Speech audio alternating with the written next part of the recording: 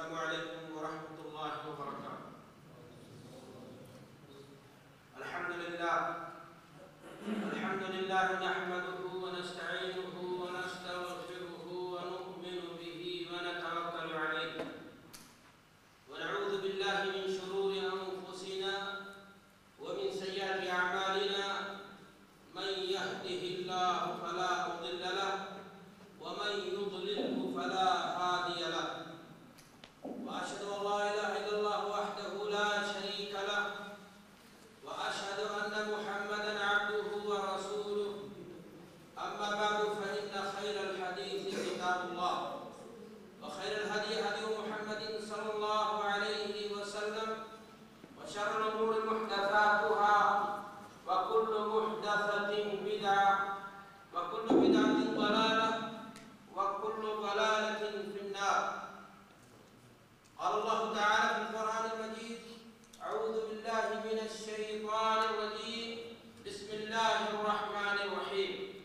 محمد رسول الله والذين آمنوا معه أشداء على الكفار رحماء بينهم تراهم ركعا سجدا يبتغون فضلا من الله ورضوانا سيماهم في وجوههم من أثر السجود ذلك مثلهم في التوراة ومثلهم في الإنجيل كزرع أخرج شطأه فآزره فاستغلظ فاستوى على سوقه يعجب الزراع ليغيظ بهم الكفار. وعد الله الذين آمنوا وعملوا الصالحات منهم مغفرة وأجرا عظيما. وقال النبي صلى الله عليه وسلم: الله في أصحابي لا تتخذوهم غرضا من بعدي فمن أحبهم فبحبي أحبهم ومن أبغضهم فببغضي أبغضهم ومن آذاهم فقد آذى الله ومن آذى الله فيوشك أن يأخذه. رب اشرح لي صدري ويسر لي أمري واحلل عقدة من لساني يفقهوا قولي. سبحانك لا علم لنا إلا ما علمتنا إنك أنت العليم الحكيم. حضرات علماء کرام، بزرگان محترم، کارکنان اسلامک دعویٰ سینٹر خرچی، معزز سامعین، آج بتاریخ 6 صفر سن 1431 ہجری مطابق 21 جنوری سن 2010 بروز جمعرات رات 8 بجے تقریباً اسلامی دعویٰ سینٹر کی نگرانی میں اس مسجد میں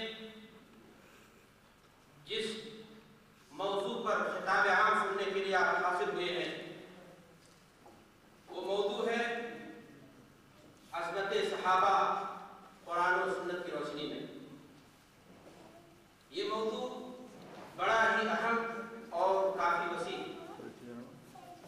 اور اس موضوع کی اہمیت اس ناطے اور زیادہ بڑھ جاتی ہے کہ ابھی محرم الحرام کا مہینہ گزرا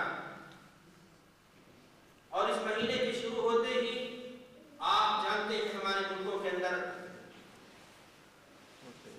مختلف گلی کوچوں میں مختلف چوراہوں پر مجلسوں کا انعقاد کیا جاتا ہے. یہ مجلسیں منعقد کی جاتی ہیں محبت آل بیت کے دعوے کے طور پر، شہادت امام حسین رضی اللہ تعالیٰ عنہ کی آڑ میں.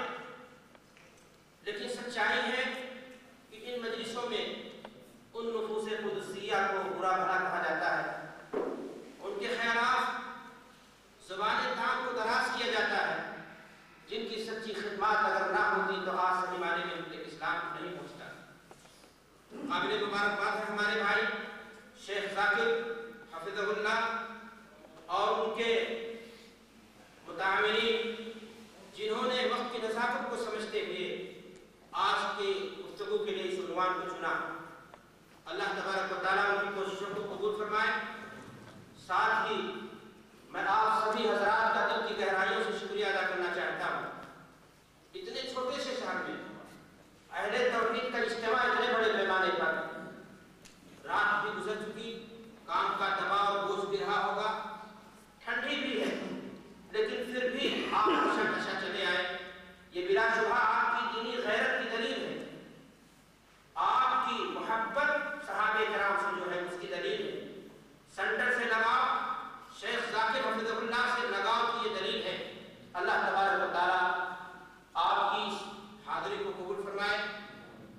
میں برکت کا سبب بنائے اور اس حاصری کو آخرت میں مغفرت کا ذریعہ بنا دے۔ جی بھائیوں دوستو، جیسا کہ آپ نے سنا آج کا موضوع ہے عظمت صحابہ قرآن و سنت کی روشنی میں۔ اس مضمون کو سمجھنے کے لیے آپ کو 3 بنیادی باتوں پر نگاہ رکھنی ہوگی۔ عظمت صحابہ قرآن کی روشنی میں، عظمت صحابہ احادیث کی روشنی میں، عظمت صحابہ یاران رسول کی روشنی میں۔ لیکن اس سے پہلے میں آپ کی توجہ کو کچھ پوائنٹ کی طرف مبذول کرانا چاہتا ہوں تاکہ آپ کو مضمون کے سمجھنے میں آسانی ہو۔ سب سے پہلی بنیادی چیز کہ صحابی کہتے کسے؟ صحابہ کرام رضوان اللہ علیہ اجمعین کے بارے میں اہل سنت کا ایمان اور عقیدہ کیا ہے؟ صحابہ کرام رضوان اللہ علیہ اجمعین کا دفاع ہم کیوں کرتے ہیں؟ صحابہ کرام رضوان اللہ علیہ اجمعین کا دفاع ہم کیوں کرتے ہیں جیسا کہ میں نے آپ سے کہا، اور ساتھ ہی ساتھ آج کا جو یہ موضوع ہے اس موضوع کی غرض و غائب کیا ہے؟ صحابہ کرام رضوان اللہ علیہ اجمعین کی شان میں گستاخیاں کرنے والے کون کون لوگ ہیں؟ میرے بھائیوں اور دوستو، میں اپنی بات کی شروعات کرتا ہوں کہ صحابی کسے کہتے ہیں؟ ایمان کی حالت میں اگر کسی انسان نے اللہ کے رسول جناب محمد رسول اللہ صلی اللہ علیہ وسلم سے ملاقات کی اور ایمان کی حالت ہی میں اس کا انتقال ہوا تو اسے صحابی کہا جاتا ہے۔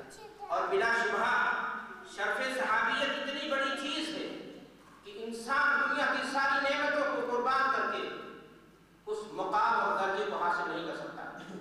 ان نگاہوں کی برابری، ان شخصیتوں کی برابری کیسے کی جا سکتی ہے جنہوں نے اپنی نگاہوں سے حضرت محمد رسول اللہ صلی اللہ علیہ وسلم کے چہرے انور کو دیکھا تھا، جن پر جہنم کی آگ حرام ہو گئی۔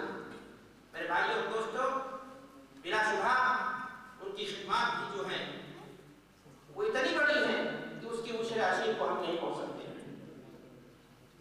میں نے آپ سے کہا کہ صحابہ کرام رضوان اللہ علیہ اجمعین کے بارے میں ہمارا عقیدہ کیا ہے؟